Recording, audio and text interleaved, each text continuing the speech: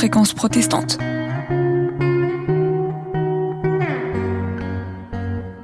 Les temps modernes, les temps modernes.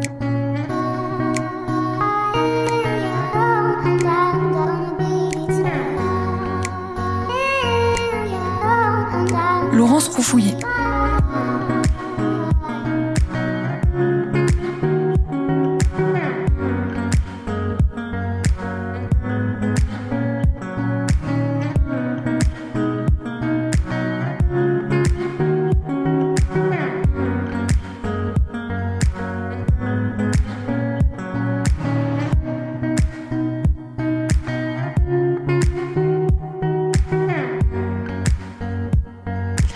Bonjour à tous et bienvenue dans les temps modernes. C'est une joie de commencer cette année 2022 ensemble, une année, je l'espère, porteuse de beaucoup d'espoir. Chaque mois, notre émission vous invite à explorer les enjeux du nouveau monde, car notre ambition avec les temps modernes est de vous apporter des éclairages d'experts et des approches éthiques sur tous ces sujets qui pourraient broyer l'individu si l'on y prenait garde. Travail, économie, famille, citoyenneté, parentalité, rien de ce qui vous interroge ne nous est étranger. Si vous vivez seul, que votre célibat vous pèse ou que vous avez tout simplement envie de rencontrer quelqu'un, eh bien sachez que vous n'êtes pas seul. Selon l'INSEE, il y a environ 10 millions de célibataires en France, par choix ou en attendant d'avoir rencontré la bonne personne. 2020 et puis le premier confinement n'ont pas arrangé les choses puisque le nombre de demandes de divorce a augmenté de 25% en mai de l'année dernière. Alors si janvier est un mois généralement consacré aux bonnes résolutions, vous avez peut-être fait celle de trouver l'âme sœur. Eh bien nous vous éclairons dans ce parcours pas si simple avec nos invités que je vous présente déjà rapidement. Valérie Moissonnier, qui est coach et créatrice des cartes de Love Coaching. Florence Escaravage, qui est Love Coach à loveintelligence.fr. Maëlle Brun, vous êtes journaliste et autrice de J'ai rencontré quelqu'un sur Internet aux éditions de Mans. Eh bien, je vous souhaite bonjour à toutes les trois. Bonjour. Bonjour. Nous Bonjour. sommes donc le 1er janvier, c'est la première émission de l'année. Je parlais tout à l'heure des bonnes résolutions. Alors, chacune à votre manière, vous apportez des pistes à ceux qui ont envie de rencontrer un partenaire de vie, voire de trouver l'amour ou pourquoi pas le grand amour. Alors, je voudrais commencer avec vous, Valérie Moissonnier. Donc, vous êtes coach et vous avez créé un outil qui peut aider à se poser les bonnes questions avant de se jeter à l'eau. Car avant de partir en quête de l'âme sœur, ou en tout cas d'un compagnon ou d'une compagne de vie, encore faut-il avoir fait parfois le deuil de ses expériences passées, parfois malheureuses, ou de ses illusions, et savoir ce que l'on veut. C'est en tout cas ce que vous proposez à travers les cartes de Love Coaching. Alors vous avez créé un certain nombre de jeux de cartes, mais en tout cas, on va parler ce soir des cartes de Love Coaching. Est-ce que vous pouvez nous en expliquer le principe ? Alors le principe, bien moi je pense que pour rencontrer l'âme sœur, il faut déjà avoir décomposé ce qu'on souhaite. Quels sont nos besoins, quels sont les besoins de l'autre, comment on peut accueillir l'autre sans le changer, comment on se respecte pour pouvoir mieux respecter l'autre. Et puis, bien évidemment, rencontrer l'autre, c'est aussi être autonome, ne pas tout attendre de l'autre.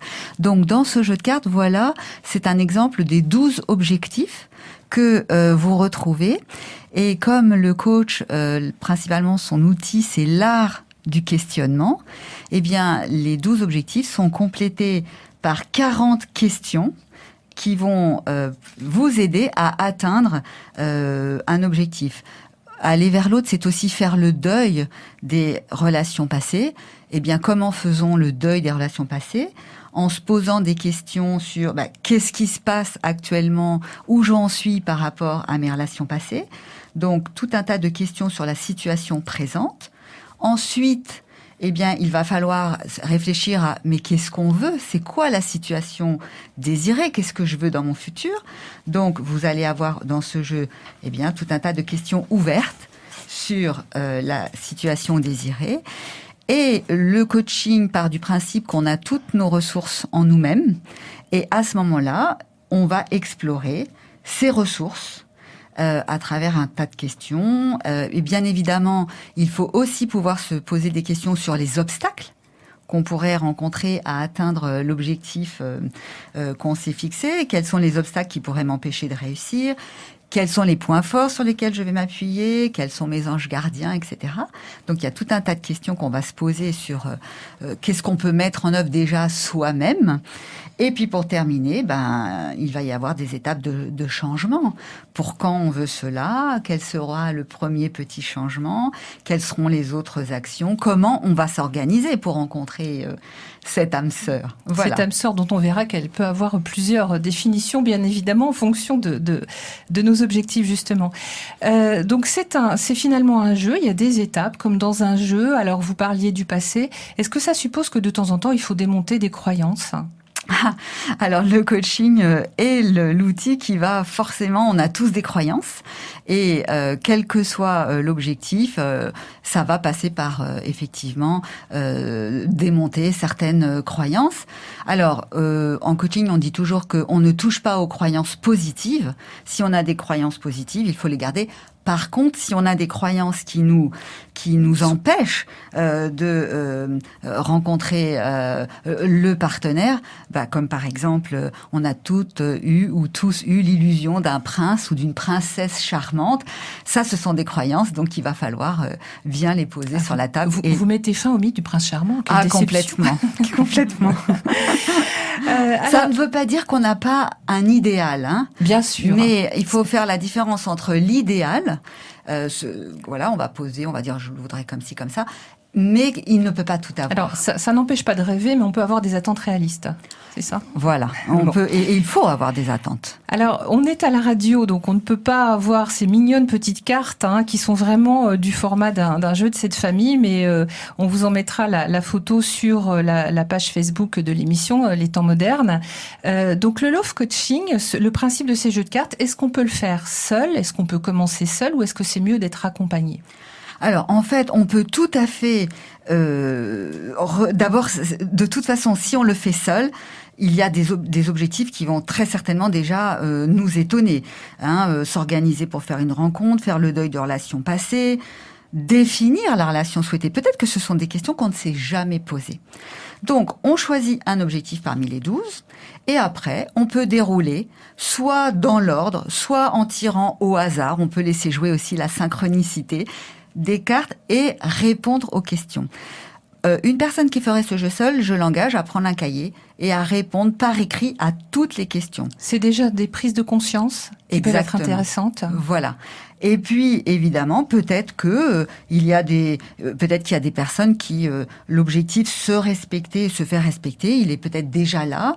Peut-être qu'on a déjà confiance en soi. Donc, tous les 12 objectifs ne sont pas à travailler. Peut-être qu'il y a des personnes qui peuvent travailler les 12, voilà. Et puis, donc, on prend un objectif, on passe toutes les questions, on répond par écrit, et après, il y a des automatismes qui se mettent en place. Voilà. D'accord.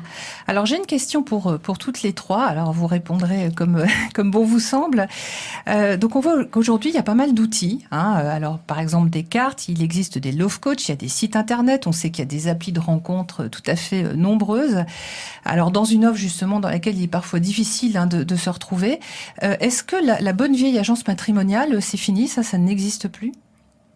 Non, au contraire, je pense qu'il y a une espèce de retour en grâce des agences matrimoniales. Alors, elles ne peuvent pas encore être en concurrence avec les sites de rencontres qui ont des moyens et un vivier de célibataires absolument incroyable.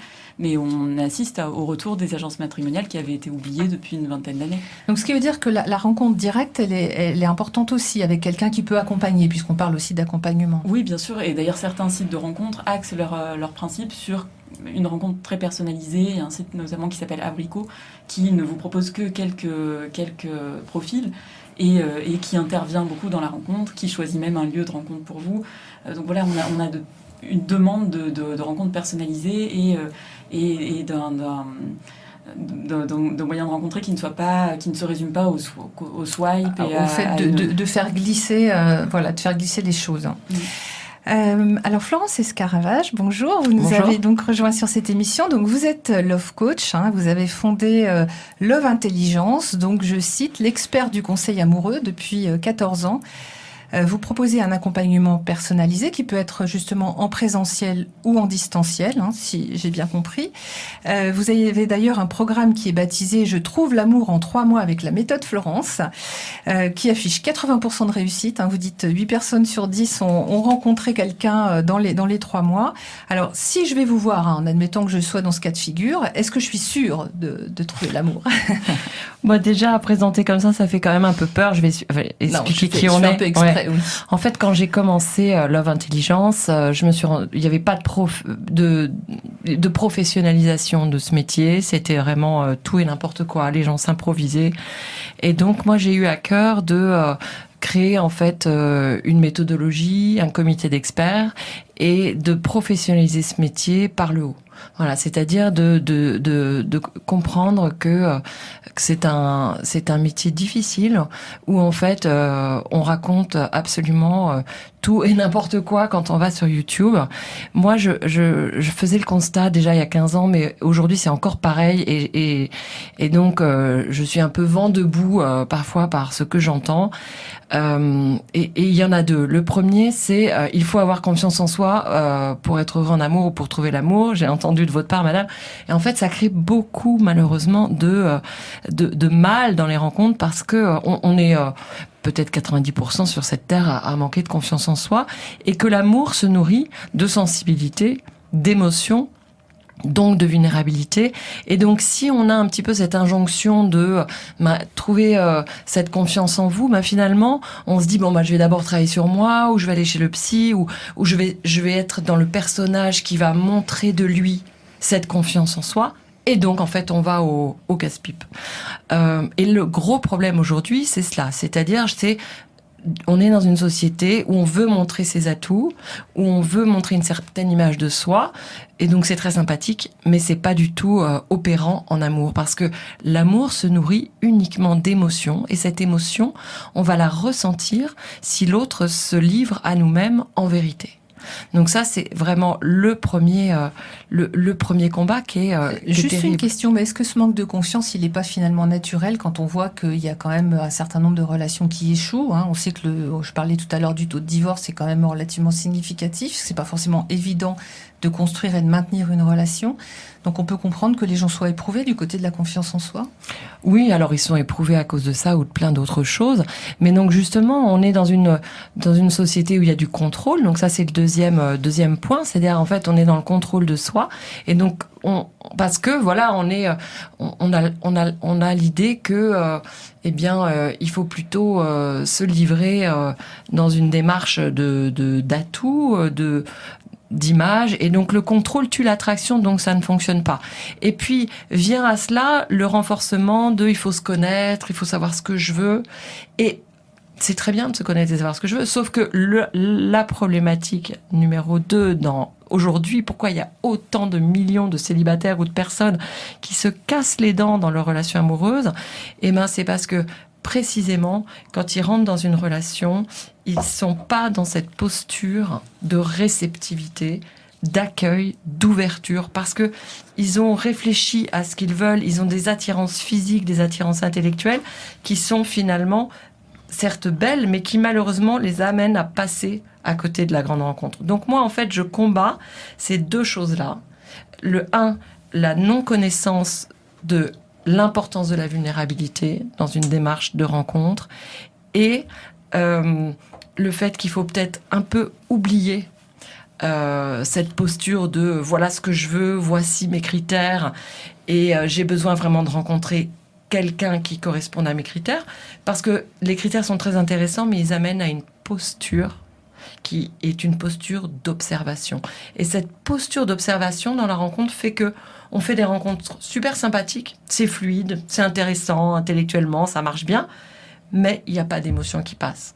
Donc c'est ça, ces 2 points-là qui nous font du mal et que moi je combats depuis 15 ans.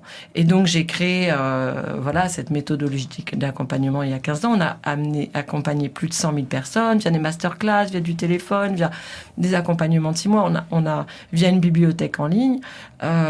Et j'ai formé plus d'une centaine là sur ces 4 dernières années de psychologues, de coachs, de thérapeutes, parce qu'ils avaient bien compris que cette posture, il fallait la transmettre à sa patientèle. Qu'il y a beaucoup de gens qui vont voir un psy dans une démarche un peu amoureuse en disant « je comprends pas, ça fait 10 ans, 5 ans que je suis célibataire et je comprends pas pourquoi je me casse les dents sur mes rencontres ».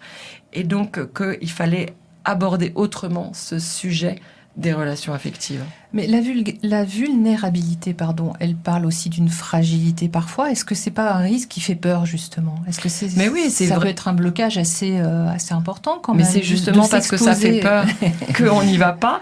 Mais au final, faut savoir faut comprendre l'équation de l'amour. L'équation de l'amour ne se nourrit que d'émotions. Donc, aujourd'hui, on fait des rencontres sympathiques. Je la trouve jolie, je la trouve sympathique, elle est sportive, elle mène bien sa vie, ou vice-versa pour un autre genre. Et donc, on part dans la relation sur des qualités, non pas d'être, mais des qualités du faire ou de l'avoir. C'est-à-dire, et au final, au bout de 2 mois, ou au bout de 3 semaines, ou au bout de 4 jours, la relation avorte parce que on ne se sent pas amoureux, ou l'autre, où il n'y a pas de réciprocité amoureuse. Pourquoi? Parce que ce canal émotionnel ne s'est pas établi. Donc, malheureusement, oui. Et en fait, il faut accepter dès le départ que notre faille, notre vulnérabilité est la plus belle chose que l'on a à transmettre à l'autre, parce que c'est que comme ça qu'il va percevoir un peu cette beauté de notre sensibilité qui va nous différencier de notre voisine, de notre copine, de notre sœur, et que si l'autre, on veut qu'il tombe amoureux de nous, eh bien c'est bien ça qu'il faut transmettre, homme comme femme. D'accord. À toutes les deux, quelles sont donc Valérie et Florence, quelles sont les principales réticences justement ou peurs que vous entendez plus généralement de la part des personnes que vous accompagnez? Parler des points, des points de blocage. Alors on a parlé de la vulnérabilité.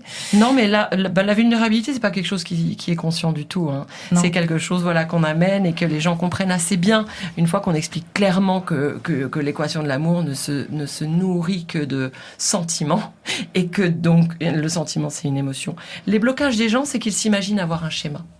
Ils disent, moi, mon schéma, c'est celui-ci. Moi, mon problème, c'est celui-là. Ça, c'est intéressant ce que vous dites. C'est-à-dire, ce qu'on peut entendre parfois, c'est qu'on a l'impression qu'il y a des histoires qui se répètent. Ou peut-être des échecs qui se répètent. C'est ça que vous appelez le schéma? Oui, et donc, ils s'ancrent un peu. Moi, ça m'arrive, chaque année, j'accompagne au moins 2 ou 3 psychiatres. Pareil, le psychiatre, ou même les thérapeutes, qu'on accompagne chez un c'est pareil. Ils s'imaginent avoir un schéma et pas pouvoir en sortir. Mais en fait, on se fiche du schéma. Parce que quand à un moment donné, on fait une belle rencontre et que l'autre, il tombe amoureux de nous, eh bien, en fait, comme on est des êtres de lien, on va sortir de notre schéma. Donc, la seule chose à comprendre, c'est cette posture d'ouverture, cette posture de réceptivité en allant chercher ce qui est singulier chez l'autre et en allant livrer de soi ce qui est singulier chez soi. Et là, tous les schémas vont exploser parce que je vais pas m'arrêter finalement à mes peurs. Je vais pas m'arrêter à mes critères. Et c'est comme ça que je vais dire, moi, j'ai toujours détesté, je sais pas, moi, les rousses et qu'on va tomber amoureux d'une rousse. Ou moi, j'ai toujours dit, je ne prendrai jamais un homme qui n'a pas de cheveux. Et puis finalement, on va tomber amoureux d'un homme qui n'a pas de cheveux. Et ça va être pareil pour des histoires de diplôme et ça va être, et la relation va pouvoir s'établir en dehors de cette fluidité toute vide en fait qui font les relations d'aujourd'hui où ouais c'est fluide mais en fait il se passe rien. D'accord, donc pas de cahier des charges, pas de choses trop... Donc en fait moi je dis pas de cahier des charges, je dis juste 3 préalables. 3 préalables, c'est une personne qui a une minimum d'aptitude à la communication. Deuxièmement, c'est quelqu'un qui traverse une phase de sa vie où il est disponible. Donc là, déjà, vous en avez... Dans tous les sens du terme, en temps, en ouverture d'esprit, déjà alors, qu'il est disponible déjà dans sa vraie vie. C'est-à-dire qu'il n'a pas de... Et ensuite... libre, vous voulez dire. Qui est libre. Oui. Ouais, c'est très simple. Oui, c'est très simple. Oui. Et le troisième, c'est pas de projet de changement sur vous. C'est-à-dire que c'est pas quelqu'un qui va commencer à vouloir vous changer. Et quand on a ces 3 préalables-là, alors on va s'intéresser à l'autre dans son être et on va essayer de sortir... des critères un peu standards. Plus dans la découverte. Alors sur votre site, on trouve un certain nombre d'articles. Alors ça foisonne d'articles extrêmement inventifs. Et c'est vrai que j'en ai relevé certains, actives et indépendantes. Comment ne pas faire peur aux hommes? Ça, c'est quelque chose qui reste un classique. Mais oui, parce qu'on reçoit évidemment beaucoup de femmes qui ont beaucoup travaillé et puis qui se réveillent à 35, à 38 ou plus. Et parfois, elles viennent nous voir à 41 ou 42 2022 en disant mais je veux pas du tout faire le deuil de la famille, je veux trouver l'homme de ma vie, on a 6 mois pour travailler ensemble. Vous voyez, donc là on est dans un timing quand même. Hein. Oui.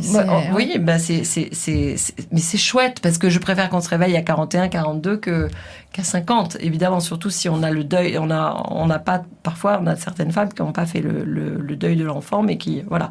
Et donc, oui, les femmes qui bossent beaucoup, qui sont un peu des Wonder Woman, eh bien, elles ont, comme beaucoup, intellectualisé un peu l'amour, un peu intellectualisé les rencontres, donc elles sont dans une démarche de se présenter, de créer un rendez-vous stimulant, avec une certaine joute verbale, et donc c'est super chouette. Elles font des rencontres qui sont très correctes, mais l'émotion ne prend pas. Donc on est dans le personnage là un peu, ce que vous disiez tout à l'heure. Oui, mais on n'en a pas conscience. Ouais. C'est-à-dire que la personne, moi, quand elle vient me voir, elle me dit mais vous savez, Florence, moi je contrôle pas.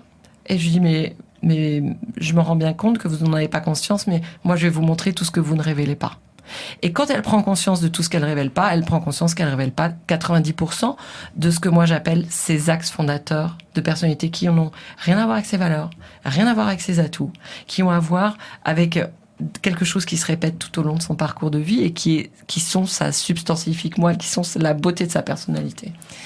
Alors, on reviendra vers vous tout à l'heure parce que j'ai encore pas mal de questions et pour l'une et pour l'autre. Maëlle Brun, je voulais m'adresser à vous. Vous êtes journaliste, vous êtes auteur de plusieurs biographies, dont un ouvrage consacré à Brigitte Macron. C'est alors, sans lien avec notre thème du jour. Non. Voilà. Mais en tout cas, votre dernier livre s'intitule « J'ai rencontré quelqu'un sur Internet ». C'est ça.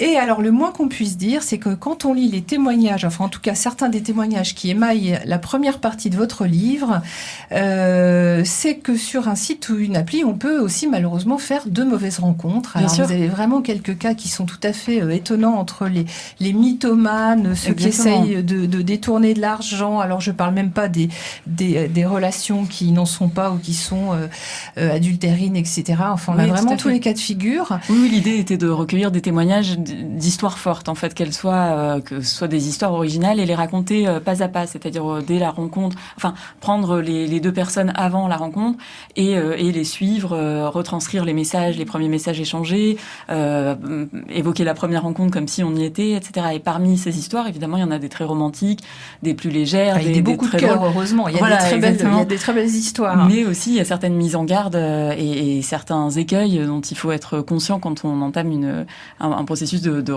recherche de l'amour en ligne, quoi. Alors, c'est vrai qu'Internet, c'est encore une autre possibilité, puisque ça donne justement alors une infinitude de capacités de rencontres, et pourtant c'est plus compliqué. Alors vous donnez pas mal de conseils, on reviendra dessus, mais finalement c'est plus facile et c'est plus compliqué à la fois.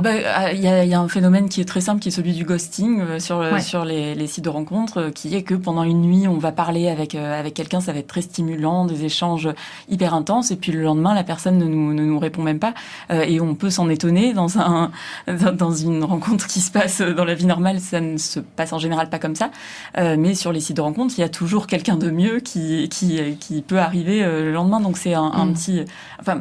Je mets juste un petit bémol. Il y a vraiment cette idée que c'est un peu un marché. C'est finalement la relation amoureuse est un produit de consommation comme un autre, et que là on a une multitude de possibilités. Oui, exactement. Oui. Et avec l'idée qu'on prend, on laisse, quoi. Oui. Moi, j'apporterais juste un petit bémol, c'est que il faut en effet avoir des règles très très strictes si on veut réussir ces rencontres, et notamment comprendre que pour certaines personnes, et parfois plus les hommes, eh bien au lieu de regarder une série Netflix, ils vont discuter.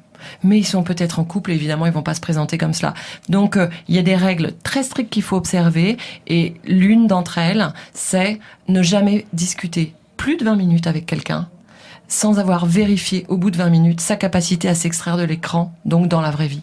Parce que sinon, en effet, on va glisser vers des hommes qui sont très sympathiques. Qu'est-ce que ça demande? Donner son numéro? Non, s'extraire de l'écran, ça veut dire, une fois qu'on a discuté en totalité 20 minutes, qu'on n'a pas mal échangé, voir en fait si cet homme-là est prêt à rencontrer, tout simplement, parce que malheureusement, ce que vous racontez, ce que vous racontez là, il y a pléthore de gens comme ça. Et donc, il faut absolument vérifier cela très vite, parce que sinon, on discute 1h30 demie, et puis on se rend compte, en fait, au bout d'une heure et demie, sans parler de toute la nuit, sans parler de gens qui discutent pendant 1 mois et demi, on se rend compte, en fait, ils vont jamais donner rendez-vous. Donc, moi, j'ai pas 1 heure et demie à perdre, les personnes avec lesquelles on travaille non plus, donc c'est 20 minutes maximum. Et c'est vrai qu'en recueillant les témoignages, j'ai été très surprise de discuter avec des jeunes femmes tout à fait cultivées, intelligentes, et qui se sont laissées piéger par des usurpateurs.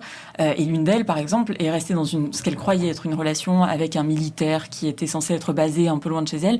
C'est une jeune Australienne et qui est restée dans cette fausse relation pendant 2 ans et qui a envoyé de l'argent. Et vraiment, quand on parle à cette jeune femme, elle est tout à fait sensée, quoi. Oui, de bonne foi. Voilà. C'est un vrai piège. Et c'est un piège qui peut tomber et se refermer sur des gens par ailleurs complètement sensés, quoi. Ouais, c'est pour ça que moi je donne le conseil d'aller sur des sites leaders, parce que les sites leaders ont des modérateurs et que les modérateurs sont très vigilants pour repérer ces personnes-là. Pas tous, parce que là, par exemple, la jeune femme à laquelle je fais référence, elle était sur Tinder, quoi. Ouais, Donc, mais de mois en mois, heureusement, ça s'améliore, et il y a des mots-clés, mais c'est dur, hein, évidemment, pour ces boîtes-là d'aller dénicher les usurpateurs, mais c'est une réalité. Est-ce que quand on est timide, c'est plus facile de passer par un site ou une appli ?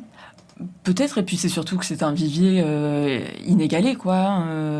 On se rend compte que même dans les bars, en fait, les gens sont plutôt sur leur portable à regarder ce qui se passe sur Tinder et qui est disponible autour, plutôt que de regarder autour de soi. Et voilà, et maintenant l'écran est devenu un peu écran total et peut faire barrière finalement à la rencontre dans la vraie vie. Moi, j'ai constaté quelque chose d'assez étonnant. Je pensais que ces applis étaient plutôt réservées à des gens divorcés ou en deuxième partie de vie, etc.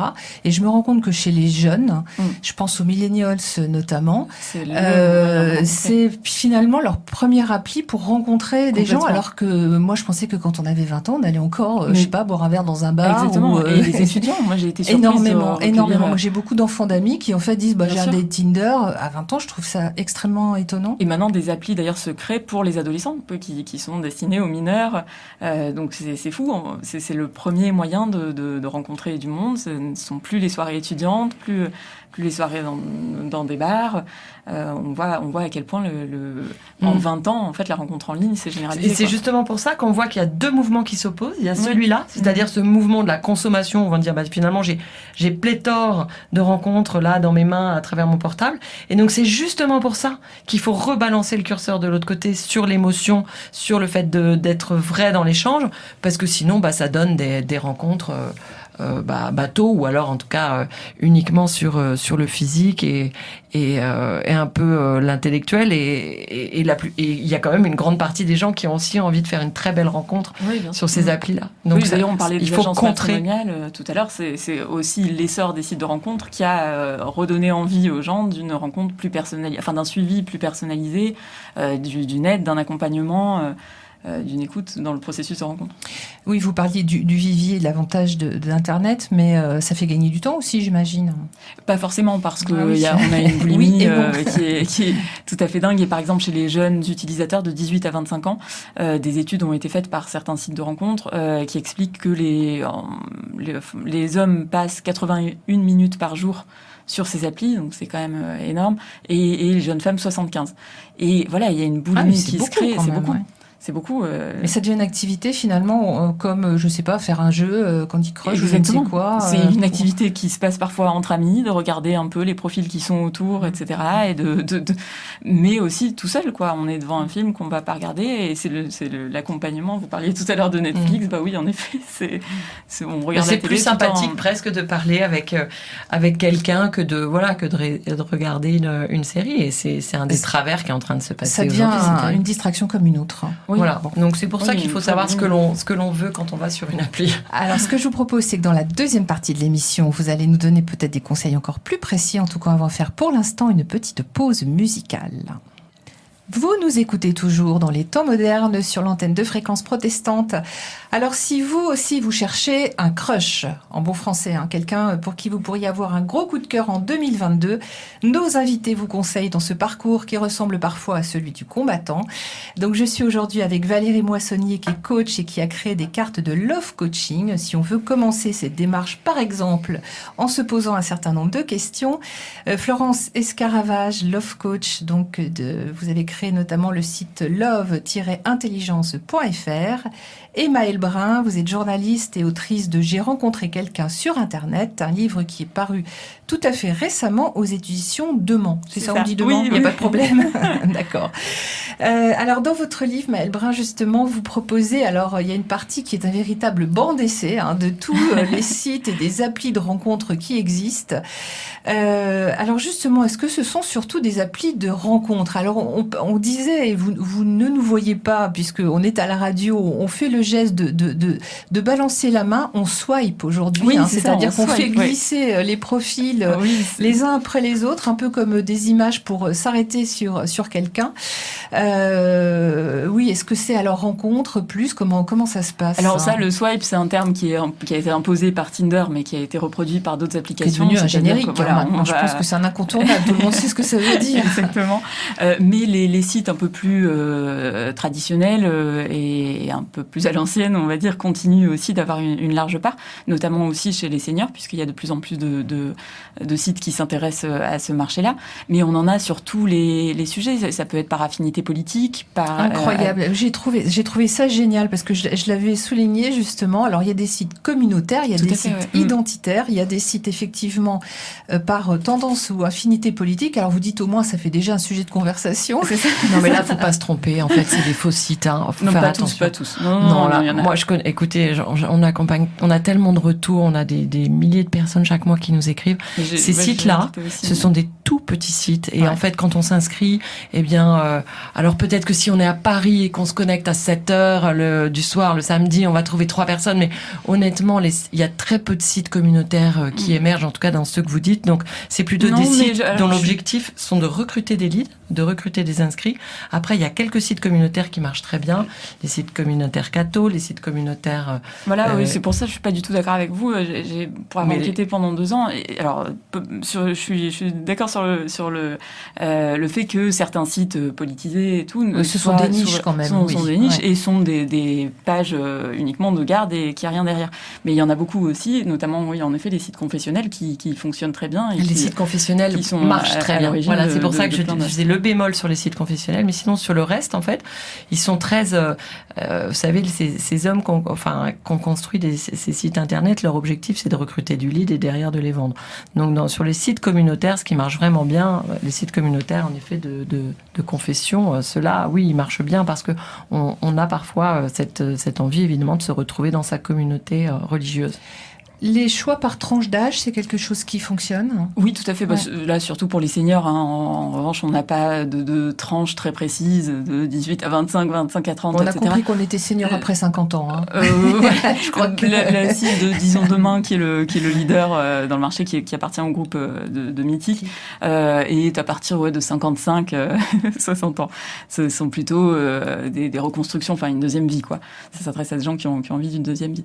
Mais il y en a surtout, il y a des groupes et des sites de rencontres qui se créent par affinité sur tous les sujets, sur aussi l'alimentation, sur les catégories aussi socio-professionnelles, le féminisme. Là, c'est un sujet qui vient énormément sur la table, c'est redonner le pouvoir aux femmes et faire qu'elles ne soient pas harcelées. Il y a tout un tas d'outils qui ont été développés après MeToo pour éviter que les femmes soient harcelées et reçoivent des photos nues, comme c'est extrêmement le cas, puisque 70% des femmes disent avoir déjà reçu des photos nues non sollicitées sur les sites de rencontres. Donc voilà, il y a tout un tas d'outils qui se développent pour que les sites ne soient pas une jungle pour les femmes. D'accord. Est-ce que il y a des statistiques finalement sur le taux de réussite, j'ai envie de dire, à 6 mois, à 1 an, à 3 ans ça reste très, très opaque et très discutable. Ouais. Les sites ne prennent pas les mêmes, n'utilisent pas les mêmes marqueurs et les mêmes critères de statistiques, donc ça reste très compliqué. à évaluer. Bon.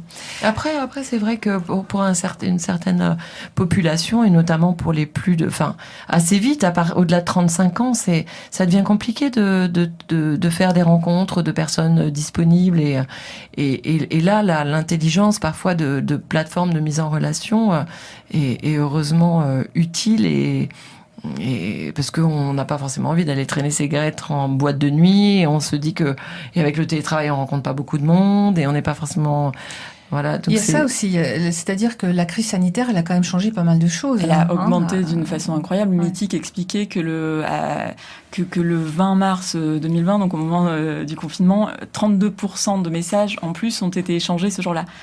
Et Tinder donne un nombre d'inscriptions de 15%, une croissance de 15% à ces inscriptions et au geste du swipe qu'on évoquait tout à l'heure.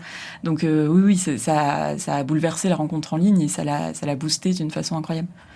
Alors, vous donnez un certain nombre aussi de conseils par rapport à l'usage de ces sites et de ces applis pour se créer un profil. Et vous insistez notamment, par exemple, beaucoup sur la photo de profil. Oui, j'ai interrogé Est-ce que vous plusieurs pouvez coachs. nous en parler un petit peu de la photo de profil? Oui, alors là, ça a été cette partie du livre est le fruit de rencontres avec des coachs qui m'ont et des utilisateurs évidemment, mais des coachs qui m'ont indiqué un peu comment se mettre en valeur sur les sites. Là, on parlait par exemple de la crise sanitaire, ça a été une tendance de fond au moment du confinement, tout le monde posait avec un masque. Alors pour faire une petite blague, ce qui est pas forcément très intéressant, engageant, oui, très engageant. Sûr. Donc parmi les conseils que j'ai recueillis, c'est qu'il ne faut pas poser avec des lunettes noires, ou en tout cas pas qu'avec des lunettes noires sur les photos. On m'a aussi mis en garde contre le catalogue de photos. On n'a pas forcément besoin d'avoir 20 photos, on n'est pas dans un album de vacances, mais dans une présentation qui doit se composer de 3-4 clichés idéalement. Évidemment, les photos qui ne décrivent qu'une activité. On n'a pas envie de voir quelqu'un systématiquement à la salle de sport ou systématiquement avec son chat ou en randonnée. Bon, voilà, faut un peu varier les choses et puis se montrer tel que l'on est, c'est-à-dire montrer éventuellement sa silhouette. Ça veut pas dire être sexy sur la photo, mais se montrer de pied, montrer une photo évidemment de visage pour la première. Voilà, et limiter les gimmicks en fait, ne pas être toujours sur la même chose. Alors, à partir de quel moment il faut faire ou être prudent sur les informations qu'on donne sur soi? Là, c'est évidemment à l'appréciation de chacun, donc il ne faut pas être trop reconnaissable, surtout avec la possibilité d'être trouvé sur Google. Voilà, si on a un métier. Bon, faut limiter en fait la façon dont l'autre, les moyens pour l'autre de nous identifier tout de suite, quoi. Donc donner un pseudo peut être une piste. Évidemment qu'il faudra pas donner son nom, son prénom. Mais en revanche, oui, moi tous les coachs que j'ai interrogés, vous me direz si je me trompe toutes les deux, mais me disaient qu'il fallait en effet se décrire quand même dans le texte, ne pas se cantonner à 2 petites phrases ou à une punchline humoristique. Ça marche, mais c'est pas le moyen le plus efficace de rencontrer quelqu'un. Oui.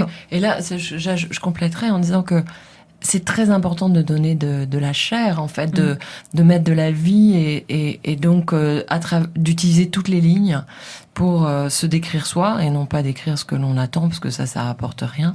Se décrire soi dans sa vérité, dans sa justesse parce que vous voyez, de l'autre côté, il y a tellement de volatilité qu'il faut dire à l'autre, mais en fait non, je suis une vraie personne, je suis vraiment engagée à échanger et éventuellement à faire une rencontre, et donc ça doit se lire dans les quelques lignes qui nous sont données pour nous exposer. Est-ce que les tests psychologiques ou les profils de personnalité que proposent les sites, ça fonctionne ?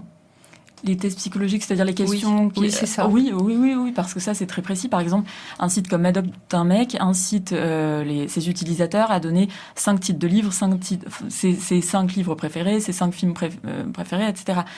Et on peut ensuite rechercher des utilisateurs qui ont un même goût précis, donc ça crée forcément un petit... Alors ça, c'est quelque chose qui est intéressant, c'est-à-dire que est-ce qu'on va chercher quelqu'un qui nous ressemble ? Est-ce qu'on doit être complémentaire ? Est-ce qu'on doit être différent ? En fait, si vous voulez, c'est sympathique justement parce que ça donne une petite, un petit point de démarrage, mais en fait, ça au moins n'a des pas, discussions. Voilà, ça n'a pas plus d'intérêt parce que des échanges. Évidemment, la connexion amoureuse, elle va s'établir sur beaucoup d'autres choses et les points communs, ils peuvent peuvent nous amener à faire fausse route parfois. Parce que c'est tellement ce que l'on va mettre dans la relation qui compte plus que des activités partagées ou des goûts partagés c'est sympathique d'avoir des goûts partagés, mais c'est pas un préalable à la réussite de la relation. Alors, sauf qu'on est aujourd'hui dans une société qui est très, très individualiste, et ce qu'on se rencontre, c'est que les personnes veulent aller chercher chez l'autre quelqu'un qui leur ressemble. Donc, par exemple, c'est vrai que dans le jeu Love Coaching, comme vous le disiez, eh bien, il faut effectivement ne pas vouloir changer l'autre, ça c'est un préalable dans la relation, mais on s'aperçoit quand même que de plus en plus, si je suis un urbain, je veux rencontrer un urbain, si je suis à la campagne, je veux rencontrer quelqu'un à la campagne, et en tous les cas, dans ce que vous disiez tout à l'heure, et par rapport au site de rencontre, nous on a un objectif qui est s'organiser pour faire des rencontres, et en tous les cas, évidemment, s'organiser pour faire des rencontres, la plupart des personnes qu'on coach, la première chose qu'elles pensent, c'est aussi de rencontres. Nous, on essaye évidemment, puisque un coach ne conseille pas, donc par le questionnement, on va essayer d'aller sur d'autres pistes, et notamment comme des sites, non pas de rencontres, mais des sites où on va aller faire des sorties avec les gens. Je parlais tout à l'heure de on va sortir. OVS, parce que justement, ça va nous permettre déjà de pouvoir observer l'autre. Alors après, on peut faire les deux. On peut être sur des sites de rencontres et des sites de sortie, ou aussi, je sais pas, s'inscrire dans un club de rando, ou en tous les cas faire des activités dans le réel, parce que c'est dans le réel qu'on va faire la rencontre. Alors avant qu'on revienne au réel, moi je voudrais savoir justement à partir de quel moment on peut basculer du virtuel au réel. Est-ce qu'il y a un délai? Alors, au minimum, dans l'échange, vous disiez, au bout de 20 minutes tout à l'heure, si il n'y a pas quelque chose de plus concret, on laisse tomber. Ça veut dire que c'est une occupation comme une autre, Florence. Oui. Mais à partir de quel moment on se dit, oui, on essaie de dans voir? la semaine, enfin, les témoignages, en tout cas, parmi les témoignages que j'ai recueillis, les discussions qui s'éternisaient n'amènent pas que du bien, malheureusement, parce qu'on peut complètement cristalliser l'autre, enfin, et l'idéaliser et être très déçu si on le rencontre au bout d'un mois et demi, et avoir le sentiment d'avoir perdu son temps. Parmi les témoignages et les interviews que j'ai faites auprès de coachs, on me donnait souvent la date d'une semaine, que c'était dans la semaine, quand on commence à parler à quelqu'un et puis on le voit pour un café assez rapidement. Oui, je suis tout à fait d'accord. Mais je crois qu'en fait, ce qui compte, c'est surtout de se dire, tiens, si je fais plus de 5 ou 6 rencontres, et que ça ne fonctionne pas, et qu'à chaque fois, finalement, parce qu'on rencontre des gens parfois qui font 50, 100 rencontres. Et donc, nous, on dit, attendez, on n'a pas, on n'a pas besoin de faire plus de 5 ou 6 rencontres. Quand on fait bien un bon, parce que c'est épuisant les sites, et puis on se prend quand même évidemment le ghosting, etc. Donc il faut vraiment avoir un process qui est très très rigide pour ne pas laisser passer des personnes qui vont finalement être complètement à l'inverse de ce qui pourrait nous correspondre. Donc être vigilante sur l'âge, être vigilante sur le texte. Donc moi en fait je conseille que les gens se créent leur propre petit site de rencontre au sein d'un site de rencontre. Et donc pour cela, ça veut dire qu'il faut que s'ils ont tilté sur quelqu'un, ils ont matché sur quelqu'un qui n'a pas d'annonce, par exemple, c'est de les inviter à s'exprimer sur tiens, dites-moi qu'est-ce qui vous touche dans la vie, qu'est-ce que vous aimez, et pour que vous puissiez recueillir vraiment un écrit conséquent, c'est-à-dire 5 ou 6 lignes, que vous rentriez dans un échange, pendant 20 minutes, et au bout de ces 20 minutes, vous dites, tiens, celui-là, ou celle-là, elle a un certain ancrage qui me convient, elle a je découvre un petit peu sa sensibilité, elle a à peu près le même âge que moi, si c'est un critère important, elle est dans un univers qui peut me correspondre, et alors je vais proposer un rendez-vous. Et si au bout de 5 ou 6 rendez-vous, on se rend compte qu'en fait, ça ne marche pas, c'est qu'il y a un problème dans la manière de se révéler soi, et d'aller accueillir l'autre. Il ne faut pas en faire d'autres. Alors, je suis tout à fait, vraiment, entièrement d'accord avec ce que vient de dire Florence. Donc, on en revient bien à l'idée de départ qui est qu'il faut définir sa relation souhaitée. Contrairement à ce que vous disiez au départ, c'est très, très important. On va pas être dans l'idéal, mais il faut absolument qu'on puisse définir, parce que d'abord la rencontre c'est bien beau, mais après comment on fait perdurer le couple?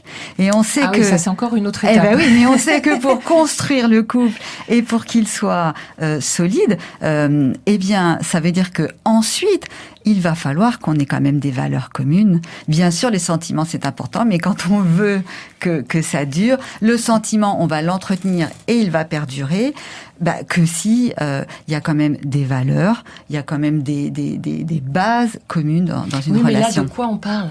On parle de gens qui ne réussissent pas à transformer une rencontre ou à transformer une relation assez longue. Et donc, on ne parle que d'une chose. On parle d'une connexion qui ne s'établit pas. Et donc, vous savez, les valeurs, si moi j'ai un échange sur mes valeurs et sur les vôtres, on va se trouver des valeurs communes et ça va pas vraiment faire avancer le schmilblick. Ce qui compte, c'est que on puisse créer comme un pont-levis qui s'abaisse entre deux tours, voyez, imprenables. Je suis entièrement d'accord. Ce pont-levis, pour qu'il s'abaisse, ça demande un effort d'aller s'extraire de ce qui se passe dans une conversation classique ou une conversation, comme je dis parfois, fluide. Donc ça veut dire vraiment d'aller parler de soi dans ce qui nous touche, ce qui nous émeut, ce qu'on a adoré, ce qu'on a détesté, d'aller chercher chez l'autre, pourquoi il a choisi ce métier, pourquoi il habite telle ville, pourquoi finalement il est passionné par telle ou telle activité. Elle est vraiment sur les pourquoi et non sur les comment. C'est-à-dire que parfois, vous voyez, les jeunes, ils vont parler des voyages, ils vont parler du job, ils vont parler des études, et ils vont parler de leurs activités sportives. Et donc le rendez-vous va être sympathique, mais ça ne va pas laisser d'aspérité. De la conversation là pour le coup. C'est très très important. Et donc comme il n'y a qu'un rendez-vous, eh bien il faut vraiment, pendant ce rendez-vous qui va durer peut-être 1 heure, essayer d'établir ce pont-levis pour qu'on sorte des sentiers battus et que le lendemain matin, quand on se réveille et qu'on repense à ce rendez-vous de la veille, on se dise « j'ai été touchée par cette personne, j'ai envie de la revoir ». Et j'ai envie de la revoir. Alors, vous me tendez la perche, ça tombe très bien. Donc, admettons, ce premier rendez-vous, il a eu lieu plutôt dans un lieu, on est d'accord, public, c'est généralement un café, etc., peu importe. Comment ça se passe après ? Qui rappelle qui ? Ou pas ? Parce que j'ai l'impression souvent que ça véhicule quand même beaucoup de clichés, notamment les sites de rencontres, c'est-à-dire qu'il y a toujours un peu le côté la femme doit séduire, elle doit être séduisante, c'est l'homme qui conquiert, qui invite qui, enfin on est quand même souvent beaucoup dans des clichés. Il y a des tranches d'âge quand même, qui font heureusement valser ces clichés, et puis si l'homme invite, la femme va les, et donc que ce soit pour le verre ou un resto, la femme va remercier et ça va ouvrir à l'échange. Mais les femmes aujourd'hui sont quand même un peu plus osées et les hommes sont fatigués d'être ceux qui doivent conquérir et relancer et être le premier à chercher le baiser, etc. Donc voilà, aujourd'hui, on est quand même un peu plus sur un pied d'égalité. Et en tout cas, moi, je dis toujours que sur un site de rencontre, la femme doit souvent faire le premier pas. Parce que les hommes sont tellement plus nombreux. Et ça, les sites de rencontre ne donneront jamais leur donner. Vous confirmez ça, il y a plus d'hommes. Ça, c'est clair. Clairement. Beaucoup plus. Moi, si je vous dis le chiffre, je vais me faire taper sur les doigts par ces gens. On va dire que c'est une estimation. Non, mais c'est une réalité. C'est monumental, la différence. Donc, il faut que les femmes fassent le premier pas parce que les hommes font face à du silence et du silence et du silence. Donc là, il faut qu'elles se disent, je vais lui montrer que je suis vraiment là, que je suis vraiment derrière l'écran. Et ce qui fait que les hommes, on voit souvent, font des copier-coller de messages standards en se disant, de toute façon, il y a 9 femmes sur 10 qui ne me répondront pas. Les hommes sont tellement plus nombreux et prennent tellement plus de vent finalement. Alors, on a beaucoup parlé des femmes, mais justement, la position des hommes, elle n'est pas toujours facile, ne serait-ce que pour ce que vous venez de décrire, mais aussi, moi, je pense que peut-être à l'heure du MeToo, c'est compliqué entre le fait de séduire, de draguer, et puis d'aller trop loin, d'être trop lourd, d'être... comment ça... Là-dessus, j'ai envie de dire que, heureusement, en fait, on est quand même un pays latin, et finalement... vous voyez, on n'est pas comme aux États-Unis. Alors aux États-Unis, il y a 20 ans, on ne s'autorisait à rien, et aujourd'hui, c'est presque encore pire. Mais ils sont en train d'y revenir parce que, avec cette notion de consentement, j'ai le droit de t'enlever le manteau, j'ai le droit de t'enlever le pull, etc. Donc aujourd'hui, ils se rendent compte ô combien cet impact a été terrible sur les relations qui sont devenues aseptisées, qui sont devenues artificielles. Mais nous, on est quand même un pays latin, et donc je trouve pas qu'aujourd'hui on vient de tellement loin que je trouve pas que ça soit encore un problème. Ça pose pas problème. Non. Je voudrais qu'on revienne rapidement sur le ghosting, puisque vous en avez parlé, Maëlle, tout à l'heure, assez rapidement, mais par rapport à une relation ou sur un échange sur quelques heures. Parfois, ça peut être au bout de quelques semaines, où tout d'un coup, l'autre disparaît, puisque c'est le sens du mot ghosting. On est bloqué sur les réseaux sociaux, pas de nouvelles, pas de messages, rien. Ça doit être difficile de pas avoir des doutes ou de manquer de confiance en soi dans des circonstances pareilles, non? Oui, je sûrement. sais pas, mais- Alors ça a toujours existé, le ghosting, que ce soit dans la rencontre réelle ou virtuelle. Mais c'est vrai que le virtuel fait qu'on n'est pas touché, on ne reçoit pas un texto qui arrive directement sur son téléphone. On peut nier et faire totalement abstraction de l'application si on le souhaite. Donc c'est beaucoup plus facile de zapper quelqu'un sur une application ou sur un site de rencontre que dans la vraie vie, entre guillemets. Donc oui, c'est une tendance qui s'est accrue sur les sites de rencontres. Et il y a des moments en plus, des journées, par exemple demain là on va traverser le Love Sunday, qui est donc le premier dimanche de l'année et qui est le dimanche et le jour de l'année où les inscriptions sur les applications sont les plus nombreuses. Très bien. Et sur les sites de rencontres. Et donc, on a cette recrudescence et ces bonnes résolutions de l'année qui font qu'on s'inscrit sur un site pour abandonner les échanges quelques heures plus tard. On n'est pas forcément dans un échange suivi. Donc ce qui incite aussi au ghosting et ce qui le favorise. Alors en fait, étant donné que je suis la personne la plus âgée autour de cette table, moi je dirais que il faut être très très au clair avec ce qu'on va chercher sur un site de rencontre. Mais quel rapport avec votre âge? Parce que je veux dire par là que quand même les relations ont évolué, que moi j'ai peu connu les sites de rencontres, même si il y a 20 ans ça existait déjà. Mais après tout, si on est ghosté, c'est très certainement parce que on n'a pas au début, comme je le disais tout à l'heure, déterminé ce pourquoi on y allait, parce que un homme comme une femme peut ghoster. Ah oui, tout à fait. Bien sûr. Donc voilà, c'est réciproque. Vous pouvez avoir ça deux dépend de personnes l'autre. qui recherchent la même chose et puis malgré tout le fit va pas être. Moi je crois que ce qui compte là dans le ghosting, c'est de pas trop juger, parce que finalement c'est pas facile de dire non, tu me plais pas. Et donc la phrase bateau, parfois on n'a peut-être presque pas envie de la recevoir. Donc évidemment on pourrait tous être gentleman ou gentlewoman et